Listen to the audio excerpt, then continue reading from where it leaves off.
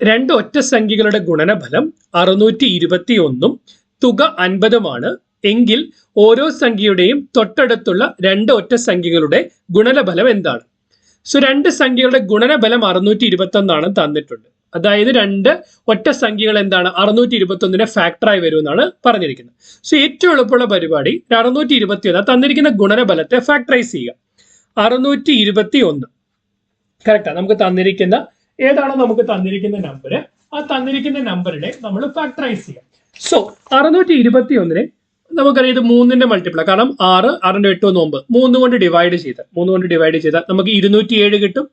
207 3ന്റെ മൾട്ടിപ്പിളാ. So 69 × 3 207 കിട്ടും.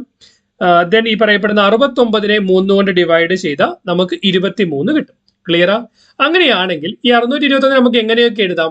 621നെ നമുക്ക് 207 × 3 എന്ന് എഴുതാം, അല്ലെങ്കിൽ 69 × 9 എന്ന് എഴുതാം. എങ്ങനെയാണ്? 207 × 3 621, അല്ലെങ്കിൽ 69 × 9 69 × 9 621 എന്ന് എഴുതാം, അല്ലെങ്കിൽ 23 × 27 621 എന്ന് എഴുതാനായിട്ട് സാധിക്കും.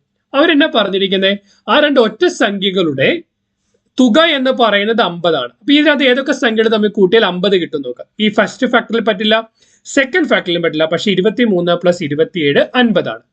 സോ 23ഉം 27ഉമാണ് രണ്ട് ഒറ്റ സംഖ്യകൾ. ക്വസ്റ്റ്യനിൽ പറഞ്ഞിരിക്കുന്നത് എന്താ? തൊട്ടടുത്ത രണ്ട് ഒറ്റ സംഖ്യകളുടെ ഗുണനഫലം. 23ന് ശേഷം വരുന്ന ഒറ്റ സംഖ്യ 25, 27ന് ശേഷം വരുന്ന ഒറ്റ സംഖ്യ 29, 29നെ 25 കൊണ്ട് ഗുണിച്ചാൽ 725 കിട്ടും. സോ ഓപ്ഷൻ ബി ആണ് ഇവിടുത്തെ ആൻസർ എന്ന് പറയുന്നത്.